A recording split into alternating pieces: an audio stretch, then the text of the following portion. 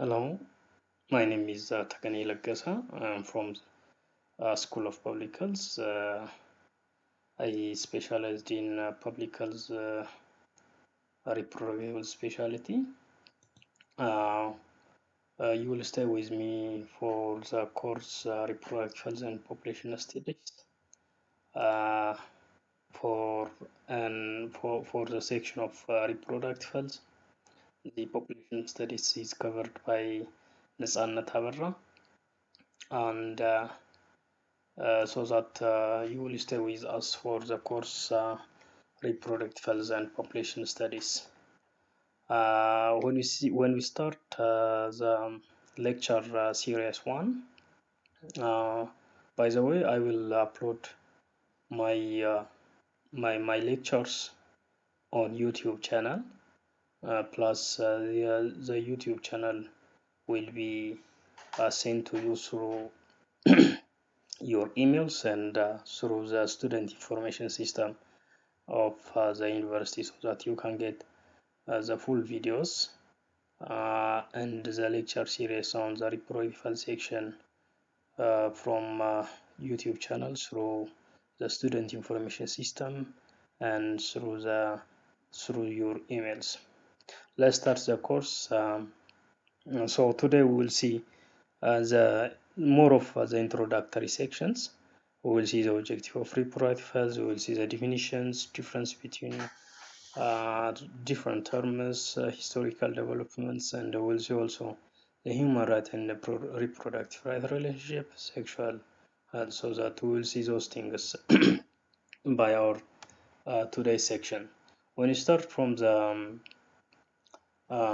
objectives of reproductive health, there are three major objectives for reproductive health care. The first one is ensuring um, the availability of factual information or true information, plus availing the convenient and quality service for the public is the first objective. Second objective is that enabling supporting voluntary decisions by the public or by the individuals, particularly for females, for childbearing and use of family planning. The third objective is that to meet the changing reproductive needs over the life cycles, so that this changing in the reproductive needs over the life cycles might be, you can see easily the needs of adolescents and young people in Ethiopia. The previous need of reproductive health service is different from the current needs of reproductive health services. When you see the definitions of terms, as you remember, health is defined as complete physical, mental, social well-being of the people, not merely absence of disease or infirmity. So when we define reproductive health, we will relate this WHO definition of health to um, a reproductive health definition. So that the reproductive health definition is physical well-being, mental and social well-being, not merely the absence of disease or infirmities, um, to the reproductive systems and its function and processes. When we define sexuality, sexuality is a central aspect of humans throughout life and encompasses sex, gender identities and roles, and erotism, pleasure. It includes many things. We will see later on how do we define sexual health, sex, and we will see dimensions of sexuality. As you know, sex is a biological difference between the biological difference or biological entity that defines or differentiate being male and female. When you define sexual health, it's also related with WHO definitions of health. It's defined as physical, emotional, mental, and social well-being in relation to sexuality. So when you say sexuality, it includes many things. Okay, for instance, sexuality includes the sexual relationship, the sexual intercourse between couples, and so on. So it is, as we defined earlier, sexuality is a central, it is a center to all human lives. When you see the difference between reproductive health and family planning, as the name indicates, reproductive health includes the whole thing. It encompasses many things. Okay, it encompasses fertility treatment, infertility treatment, family planning, maternal and child health services, and so on, child health services. So many of the services to the females and children are included under reproductive health. But when you say family planning, it's family plan, only family planning service. And when you say maternal and child health, it includes only a maternal and child health service, not the other parts of the services. Okay, so when you say reproductive health, it includes many things. It is comprehensive. For instance, HIV, sexual transmitted infection treatment, all those things are included under reproductive health. In addition, the roles, responsibilities, that means the gender aspects of the other services are also included in reproductive health. Okay, uh, so that it implies that means reproductive health implies that having satisfying and safe sex. That means having satisfying sex and safe sex is very important. So we will see what safe sex means in later discussions. So that having satisfying safe sex includes capability to reproduce, because if you don't have sexual intercourse, we don't able to reproduce ourselves, or we don't have to replace ourselves. Okay, so that reproductive health addresses many things. That means the human sexuality, the reproductive process, the function systems at all stages of life. All these things are included under under reproductive health. So as you see, the male organs, the male reproductive organs, there are many of them are included. Many of the organs are very important for reproduction. For instance, if you see penis, testicles, so the problem of male reproductive organ is also included under reproductive health. So that, but if you see maternal and child or family planning, those definitions will not include the male reproductive organ problems. This is female reproductive organs. In general, when we say reproductive health care, it is the composite, or it is a constellation of different methods, techniques, and services that contribute to the reproductive health and well-being of an individual. In addition, it solves the problems, male reproductive organ problems, female reproductive organ problems will be solved through the reproductive health care. So healthy sexuality is a vital component to reproductive health, because, as I said earlier, sexuality is the center to human beings. That means for reproduction and so on. So that human sexuality is a vital component for reproductive health care. So that every sex, that means sexual intercourse, should be free of any coercion and force and so on. Now we will see the historical development of reproductive health care. So that in general we will see the reproductive health care in three categories. The first category will be the pre-ICPD. 1994 ICPD means that the pre-ICPD is before 1994. Then we will see the 1994 ICPD. Then we will see the post-ICPD 1994, and later on we will see the 2019 ICPD in Nairobi, Kenya. So that the pre-ICPD 1994, before 1994, is characterized by many problems regarding the reproductive health care. Okay, so the pre-ICPD 1994, it's mainly focus on demographic targets, so reducing fertility or reducing population size and so on. So the center for the center of every services in related to reproductive health care is targeted to the demographic target, so that every program is designed to reduce fertility, to reduce population size, and so on. For instance, the different family planning services aim to reduce fertility, aim to reduce the population size, so that all of the problems are targeted to reduce population size.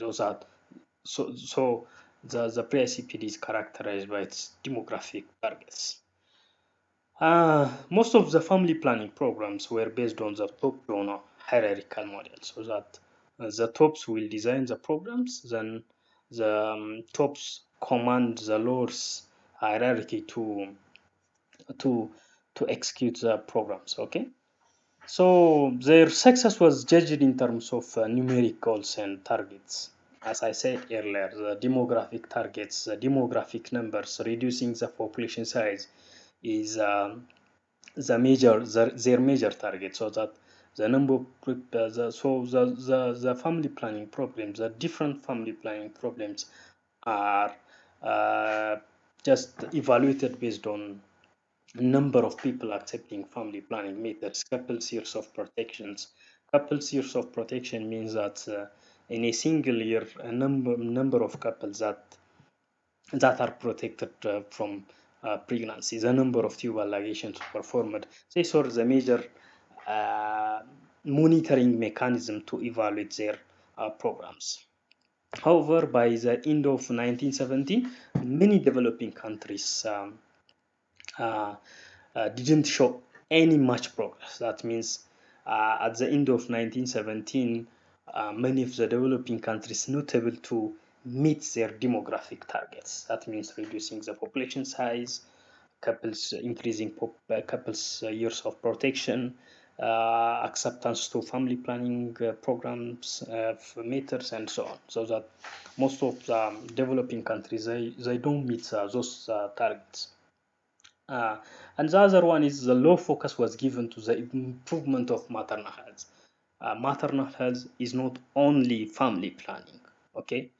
Uh, Family planning is a single aspects of maternal health. There are also other many important family planning, other many important maternal health components are there, so that they forgot those um, areas. As a result, of loss of focus to maternal health, there were unacceptably high amount of maternal mortality. Unacceptably high amount of maternal mortality. So there were a tragedy of maternal mortality due to lack of focus to those problems. Okay, they tend to change their ideas, targets, and policies.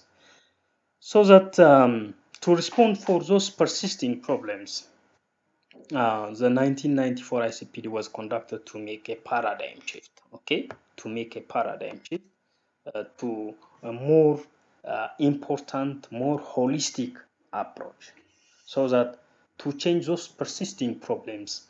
In 1994, the world, more than 180 countries meet together at Cairo, okay, Cairo in Egypt, so that they launched a new strategy to emphasize that the integral linkage between population and development. They emphasized that population and development should be integrated, and the conference came up with a paradigm shift in strategy based on the previous approach. That means the demographic approach they were using before, and lessons learned from the previous programs. For instance, they have different family planning programs, the top to down hierarchical approach.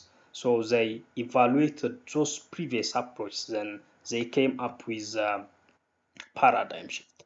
So the first paradigm shift was shifting population control and demographic targets towards a more holistic approach to women health. So that one of the major step up to 1994 ICPD is that they changed the demographic target focus to more of women health, women center women health center approach. Okay, and a second paradigm shift is that the stabilization of world populations is not only met by forgetting other reproductive rights or forgetting other maternal health problems, so that they know they understand that to stabilize the population that they need to they need to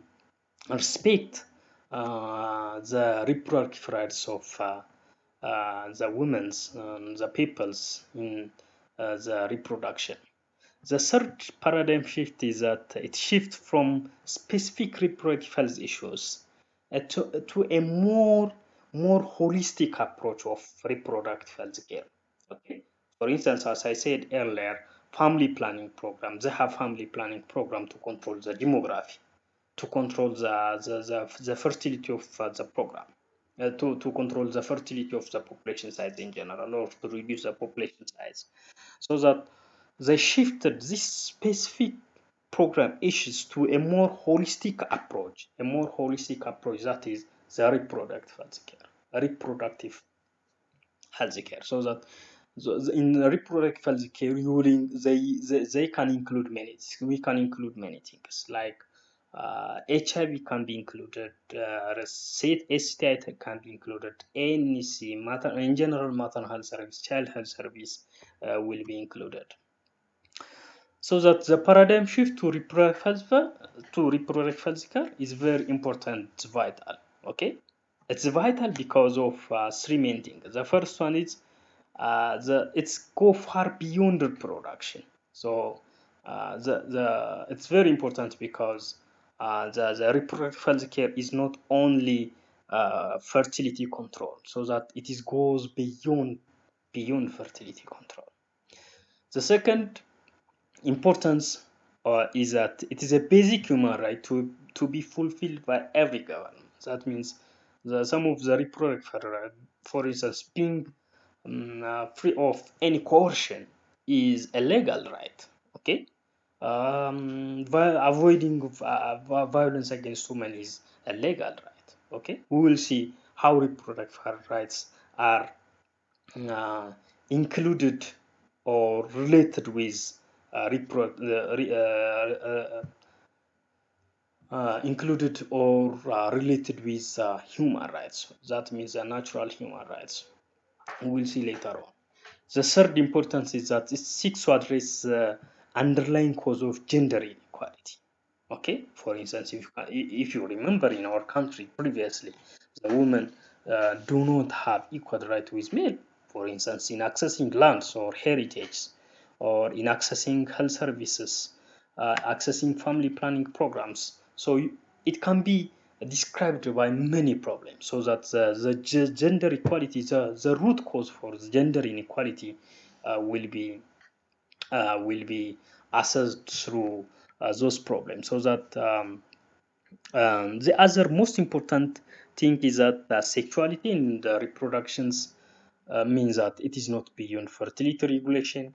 And the other most important element that is addressed in 1994 ICPD is that maternal days was defined as a social injustice, or it is a health disadvantage. Okay, we will see how maternal death or maternal mortality is social injustice, or how it is a health disadvantage later on in our maternal death section. Okay, so that it is a very important decision, or it is a very important consideration to reduce maternal mortality, because maternal mortality is not only a death of a death of a mother, or it is not only a death of a single mother, it is a death of a family, it is a death of, in general, a community. We will see how it is a disadvantage for the country, for the community, and for the family later on. When you see the enabling factors for the paradigm shift, the first paradigm shift is that the first enabling factors for the paradigm shift is that in around 1994 there were many movements, women movements, feminist movements for sexual rights, reproductive rights. So those movements were with the slogan of sexual rights should be protected, and females should be protected, females should be the center of the community, and so on. So that those movements were very helpful for the paradigm shift. The second enabling factor is that there were many denunciation. Okay, there is many denunciation. Among contraceptive research and distribution among scientists. The third enabling factor is that the need to address HIV pandemic. So, as I said earlier, if you took only a single um, a single program, for instance, family planning will not include HIV. So that the HIV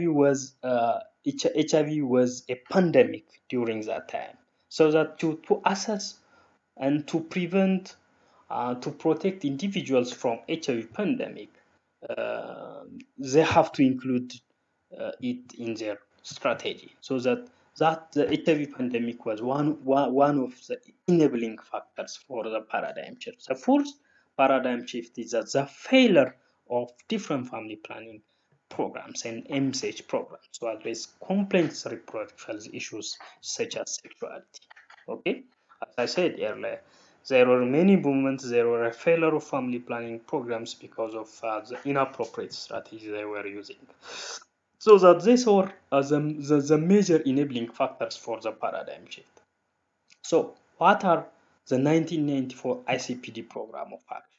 We will see, you can see most of them from the PowerPoint, but I will stress on the major parts that relate to reproductive. Okay, the first program of action is that human beings are born free and equal in dignity and rights. This is the basic program of action for combating gender inequality. Okay, to combat gender inequality, this is one of the most important program of actions. So the second program of action is that human beings are the center for sustainable development. Okay, sustainable development is not realized if you don't consider human beings. Okay, human beings should be at the center.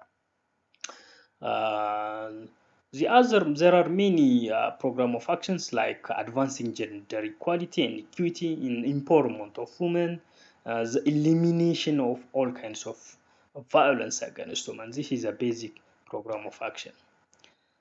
And the other one is population related goals, sustainable development as a means to ensure human well being, and so on. There were many program of actions from 1994. The other program of actions like everyone has the right to enjoyment of high sustainable standard of physical, mental health, family is a basic unit of society, and so on. Marriage should be entered through free decisions, and so on. In general, uh, in 1994 ICPD, the following four emphasis was given. The first one is emphasis was given to the quality of service in general. Second, emphasis was given to the availability and accessibility of services. Third, social injustice like maternal mortality and child mortality. And the other one is individual women's needs and rights are given emphasis. So those things have given emphasis in the 1994 ICPD. Okay, in Ethiopia, you can see the Ethio-Swedish Pediatric Clinic started in 1962, the MSH Family Planning Conference of Gondar in 1963. This is a pre-ICPD, okay? The pre-ICPD to control family planning. The FDA established in 1966. MSH coordinate was established as Ministry of Health in 1970, and so on. When you see the post-Cairo period, there are many achievements in the post-Cairo period because of the strategies, program of actions stipulated in 1994 ICPD. Okay, the first achievement is that concepts was adopted by most countries. Most of the countries, as I said, in 1994 ICPD, more than 180 countries were attended that meeting, that conference, so that most of the countries adopted the program. New policies programs are designed. For instance, India's Target Free Reproductive and Child Health Program, a new partnership formed, a new evidence collected on the burden of disease and other programs, and most importantly, child and maternal mortality were reduced. Okay, increased life expectancy because of reducing child mortality. You can increase life expectancy, and the other one is emphasis was given to the accessibility, availability, and quality of service, so that the child mortality will reduce, the maternal mortality will reduce, so that the life expectancy will increase. The other one is abating the spread of HIV, because HIV was included in the program, okay, in a reproductive health program, so that HIV was controlled. The other one is reducing extreme poverty, achieving gender parity in primary education. Those are the most important uh, importance, that means outcomes in the post-Cairo period. When we see the ICPD 25, the Nairobi summit in 2019, the recent one after 25 years of ICPD 1994, they evaluated MDGs, and they set programs, they set goals in SDG. That means it should be attained in 2030, so that they set the different programs as programs in 2030 SDG goals. So that, for instance, SDG 3 is good health and well-being. So they set programs and goals in 2019 ICPD, so that unlike the MDGs, the Millennium Development, the Millennium Development Goals, the Sustainable Development Goals, that means SDG, explicitly recognize sexual and reproductive health, okay, as essential to health, development, and women's empowerment. Actually, if we don't if you don't protect the rights of women health rights, if you don't avail services on reproductive health, we can't empower women. Okay, and the other ones, uh, as I said earlier, most of them are that means sexual and reproductive health is given emphasis. Okay, if you see SDG 3, including mate family planning needs, availing maternal health care service, fertility rates in adolescents, SDG 5, gender equality, also um, takes part in sexual and reproductive health. When you see the product of ICPD25, the UN General Assembly convened after the Nairobi summit, that means after the conference, the UN General Assembly um, meet together to decide different decisions and to set priority policies and so on. The first decision they made is that they decided the relevance of 1994 ICPD, because it is a base for many achievements. Okay, it is a base for many achievements, and they shift the discourse of population development. They focus on the centrality of human beings. They call for the integration of ICPD programs, the inclusion of sexual and reproductive health service into universal health coverage. Okay, that means they included sexual and reproductive health uh, to the universal health coverage, because universal health coverage, as the name indicates, as it's availing health service, it's availing health to all populations, so that if you exclude sexual and reproductive health care, that means that the name will not indicate universal, so that universal should be for all. And the other one is integrating women workforce to the to different governments, to different areas. And they identified policy priorities, as I said earlier, the different policy priorities that are combating inequities, okay, countries were urged to focus their efforts on three zeros, the most important three zeros: end maternal leave, in unmet need for family planning, in gender-based violence, and all harmful practices. So these are the three zeros that were prioritized by the UN General Assembly after 2019. The promoting gender equality, improving social protection, um, work towards achieving universal health coverage, improving partnership, strengthening population data. These are the policy priorities set by the UN General Assembly. Why ICPD25? Because of unfinished agendas. As you see on the screen, there are many millions of deaths every day, and millions of deaths of mothers, millions of days where millions of problems are there in the sexual and reproductive health. So now we'll see the human rights and reproductive rights. What's the relationship between human rights and reproductive rights? Okay. As you know, human rights is a natural human right. For instance, right to liberty is a natural human right. So everyone has the right to live. Okay. Everyone has the right to protect himself from many problems and so on. So those are the human rights. So how reproductive health rights are associated with human rights? Okay, we will see.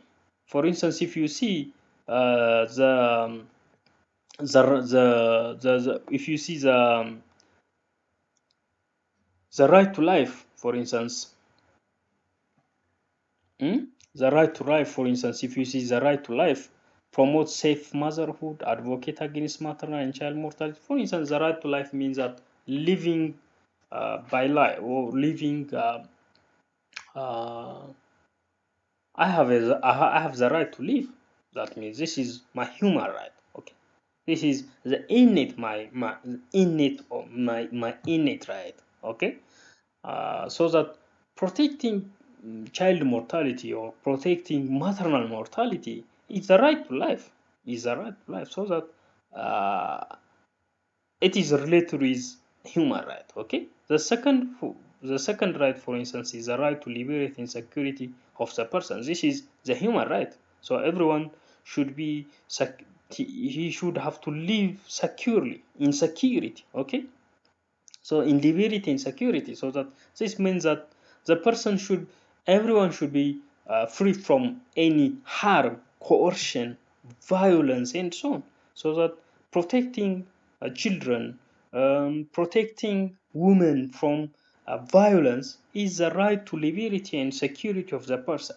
Okay, for instance, if you see the third human right, the right to be free from all forms of discrimination against HIV, stigma and discrimination because of family planning, stigma and discrimination because of abortion it should be ended. Okay, it is because of the are human rights. They are human rights. They are human rights. Other rights like right to information and education can be related with availing reproductive information to everyone, right to free from all torture and ill treatment, right to free from prostitution, sexual exploitation, domestic violence, sexual abuse, and so on. So those things are the rights, the human rights. Okay, so that the reproductive rights in general are related with human rights. That means the other means of the other means of human rights are reproductive rights. Okay, amend legislation, the right to privacy, that means privacy in providing maternal health service, the right to privacy in delivery service, the right to freedom of thought, and so on. Those are the human rights and the sexual rights. That means the reproductive rights. So that the human rights and sexual and reproductive rights are related, associated, and so on. So the reproductive rights, health rights are the human rights. Now we'll see the sexual health. Okay, as we defined earlier, sexual health is the centrality of human beings. Okay, the centrality of human beings, like um, sexual. For instance, if there is no sexual intercourse, there is no human life. That means there is no continuation of the people or the public. So that sexual intercourse is indeed the center of reproduction, the center of human life. So that they are seldom or they are not included in many parts of the program previously. That means even though it is very important and vital, but it is not included in different programs, okay, different health programs. When you see the dimensions of sexuality, there are around 6 types of dimensions of sexuality. The first dimension is that sensuality, the physical feeling, attraction, okay, about your own and other people's bodies, okay, uh, and so on. So that it is more of attraction, okay, it's more of attraction. So that includes sexual attraction, sexual desire, sexual pleasure, and so on. So that if you relate these things with current different problems, um, for instance, you might have a girlfriend or you might have a boyfriend. You might have a husband or wife and so on. So all these things happen because of sensuality. Okay, so we all human beings have sexual desire, pleasure, attraction, and so on. But if those things are not controlled, or if those things are not in a controlled way, they may create problems. Okay, for instance, sexual abuse. For if you see rape is because of just controlling their it is inability to control emotions toward the sexual desire or attraction and so on. An individual will rape a child, okay, an adult will rape a child is because of inability to control his emotions, inability to control his sexual desire, inability to control his sexual the attraction. Okay, so that it should be controlled. It should be controlled. The second one is intimacy. Okay, it is the ability to the ability and need to be emotionally close. That means having an intimate partnership, having an intimate relationship with an individual. Um, so the way you give a love to your girlfriend or boyfriend, the way you give a love to your wife or to your husband, this is intimacy.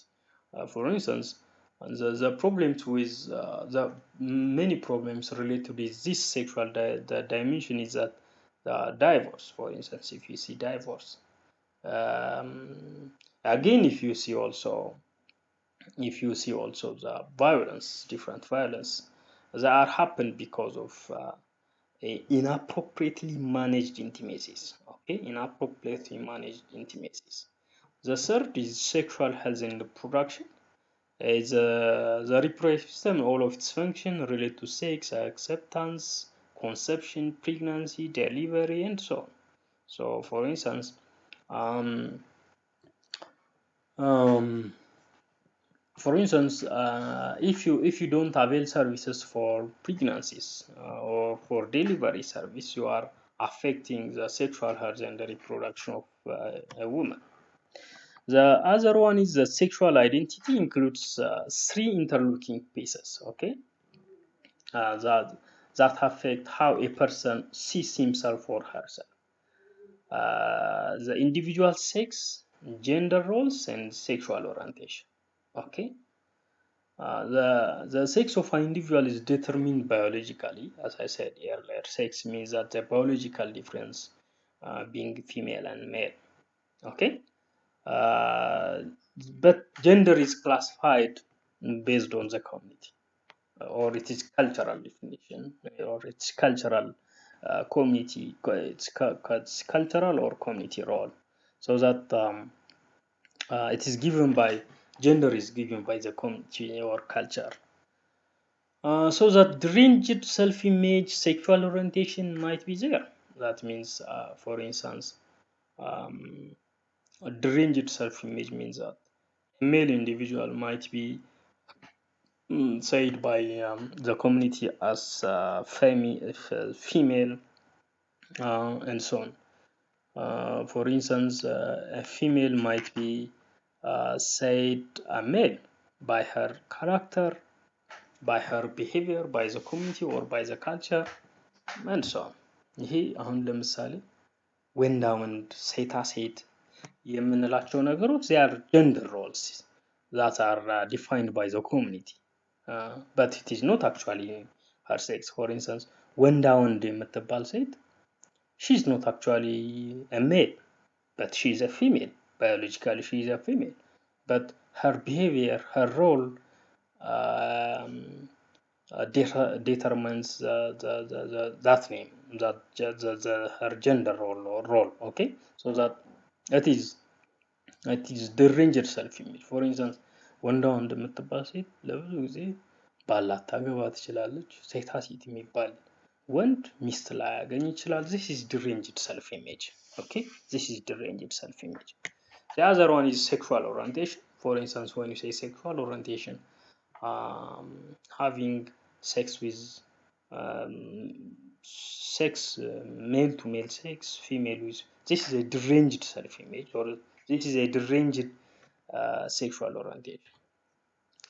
When you see sexual socialization, the fifth one, it's the process of knowing about sexuality, experiencing or experimenting sexuality, and so on. This is mostly seen among adolescent and young peoples who want to experiment everything. For instance, adolescents in the middle adolescent age group, the middle adolescent age group, they want to experiment everything. They want to see how sex looks like, okay, sexual intercourse looks like, and so on. So sexual socialization is the experience or experimenting of those things, so that the young people receive mixed messages. They see, in order to experiment or in order to experience those things, they gather different information from different sources. Those information might be false, factual, or true, or fact. So that those mixed messages, the mixed source of message, if they are not controlled or if they are not guided, they might acquire factual or false informations. And don't forget also the cultural identity, the culture that gives the cultural role that gives for the male. For instance, አንተ ወንድ አይደለህ፣ አንተ እንደዚህ አታረግም ምናምን የሚባሉ ነገሮች ወንድየውን ወይም ወጣት ልጆችን ወደ ተለያየ ነገር ሊገፋፋ የሚችል አለመሸነፍ ስሜትን ወደ ውስጥ የሚያስገባ አንደርማይን የሌሎችን መብት አንደርማይን የሚያደርግ የሴቶችን መብት አንደርማይን የሚያደርግ አንተ ወንድ አይደለህ እንዴት ሴት እንደዚህ ታረጋለች? እነዚህ ነገሮች ወንዶች ልጆችን ወደ ተለያየ አቅጣጫና የተለያየ መጥፎ ባህሪዎችን ይዘው እንዲያድጉ የሚያደርጋቸው የሌሎችን መብት እንዳያከብሩ የሚያደርጋቸው አስተያየት ወይም perception ወይም cultural role ነው. That means a bad cultural role. So that those things they contributed for intimate partner violence in our country. ለምሳሌ አንዲት ሴት አንድ ወንድ ብትናገረው እንዴት ደፈርሽኝ፣ እንዴት እንደዚህ ልትናገሪኝ ትችያለሽ ብሎ ሊደበድባት ይችላል። That is a physical violence. That is a sexual violence. አንድ ባል ተመሳሳይ ስድብ ቢናገሩ ባል ሚስቱን ቢሰድብና ሚስት ባልየውን ብትሰድበው ባልየው ለዱላ ይቃጣል። This is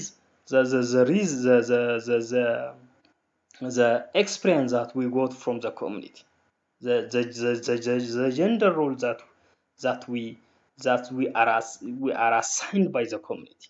That's the bad gender we have. So that uh, uh, ሴት ብትሳደብ ምንም ላትል ትችላለች፣ ምንም ላትሳደብ ትችላለች፣ ወይ ምንም ነገር ላታደርግ ትችላለች።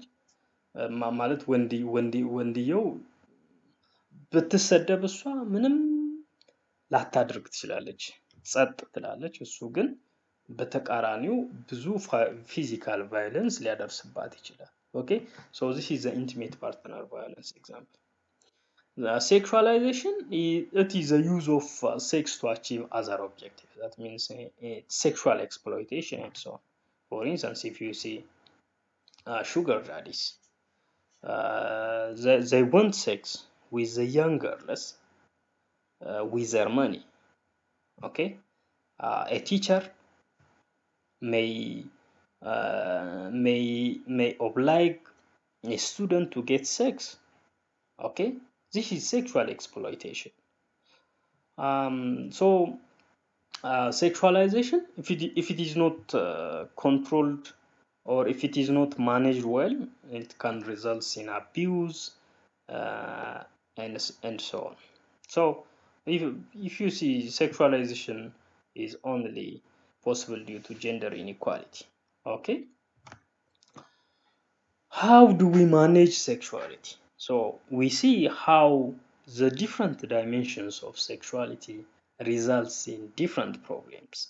Okay, so that if those dimensions of sexualities have a different problems or negative outcomes, it should be managed very well. So how do we manage those problems? So we can manage with different things like using shame, using guilt to curb sex. This is the measures taken by the community, most of the community in the world. Secluding and veiling of girls during adolescence, marrying of girls or just before once of puberty, rites or passage of ceremonies or programs that provide adolescents with fundamental life skill problems and so on. So there were culturally many methods of controlling sexuality. So you can think of how is sexuality managed in Ethiopia. Okay, so this is one of your assignment to do, and you will submit it through email. Okay, so how is sexuality managed in Ethiopia? So the other that we will see is the components of reproductive health care. So there are different components of reproductive health care. The safe motherhood programs includes many programs like prenatal safe delivery service, post-natal care service, and so on. So this is the end of our lecture series 1. So next we'll start on the lecture series 2 on reproductive health approaches and so on. So thank you very much for today's section. So don't forget to subscribe the YouTube channel because you will get the other lecture series through this YouTube channel. So subscribe the channel, then wait the next lecture series. Thank you very much.